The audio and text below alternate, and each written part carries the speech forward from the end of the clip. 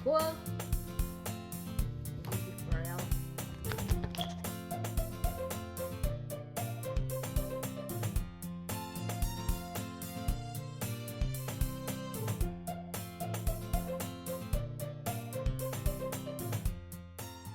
Assalamualaikum warahmatullahi wabarakatuh. My name is Haura Najwa Zahara Nilufar and I am from class 4C of English Education Department of UIN Syarif Hidayatullah Jakarta. My last student ID number is 77. Today I'm going to do some textbook review of the book called Making Sense of Bad English that is written by Elizabeth Peterson. It was published back in 2020 with Routledge as the publisher. This book aims to address a lack of sociolinguistic understanding about varieties of English among users of English worldwide. Present a research for students and other users of English that reflects their changing role and relationship with English, and connect users of English in different settings in their attitudes, use, and ideologies.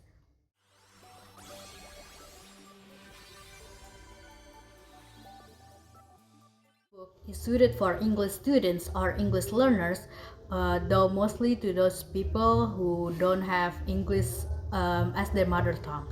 The meaning of bad English is about English. It's about English language that being used by non-English speaker, like grammarly incorrect or people that still have thick accent when they speaking.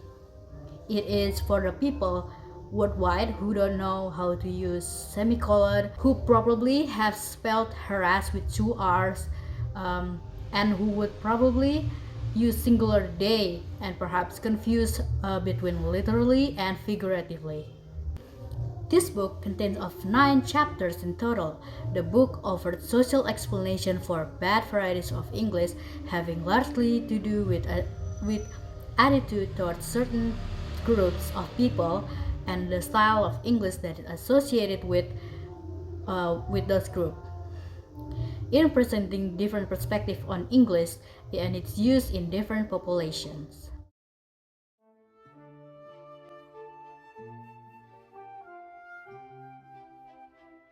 Now we're into the table of contents or the chapters. Okay, we begin with the first chapter, obviously. It was called English Speakers in Outer Circle and Expanding Circle Settings.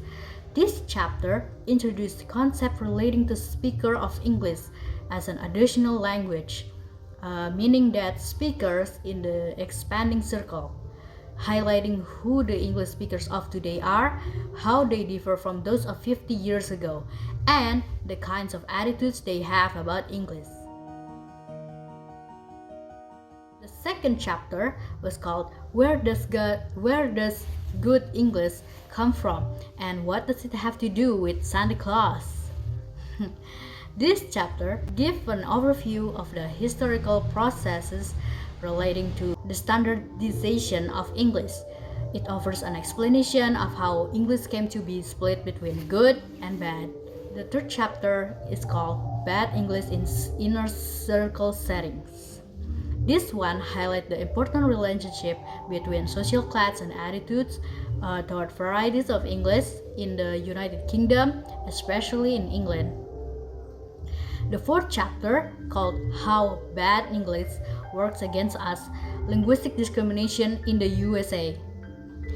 The main focus of this chapter is about the relationship of ethnicity, race, and notion of good and bad English and the relationship to language denigration and language rights. The fifth chapter, it was called Why Does Bad English Still Exist? This chapter focusing on some of the social issues presented in chapter 4 by answering the question, why would anyone choose to use the bad English? Some of the explanation offered include identity, segregation, lack of access to standard language culture, and covert prestige. breakfast. Some people say that, but it's just a theory. Are you being The sixth chapter, it was called Acquisition of English as a Mother Tongue. This chapter start after the separation of part 1 and part 2.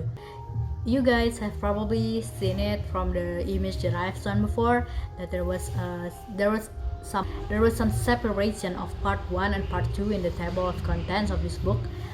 Okay, so the sixth chapter starts from here, after the separation of part 1 and part 2, and this chapter focusing on the acquisition of English as a mother tongue among English speaking children. The seventh chapter is called African American English. This chapter will describe the historical foundation of African American English. It then goes on to describe some discourse features and ends by discussing some of the grammatical features of African American English. And then there was the eighth chapter. It was called Competing Explanation for Linguistic Features in the Outer Circle. In this chapter, the focus shifts not only to a different realm of English, the outer circle, but also away from list of specific features relating to pronunciation, phonology, and grammar. And finally, the last but not least is the ninth chapter. It was called The English as the Lingua Franca. This chapter will be about a study, offers readers an opportunity to notice similarities and differences between English as a lingua franca and the other language system presented.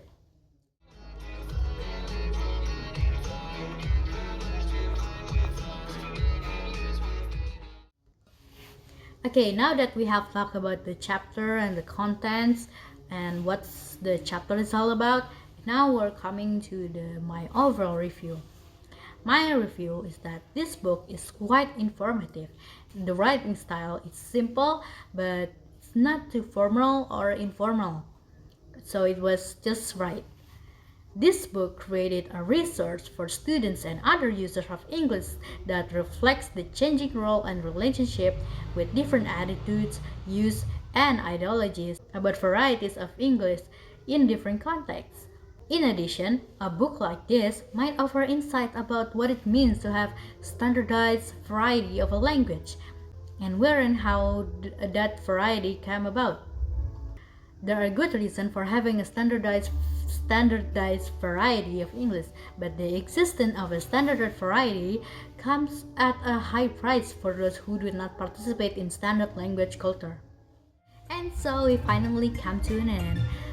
So then, now that I have introduced myself, I have introduced the book, I have shown you all of the contents of the books, and give a brief explanation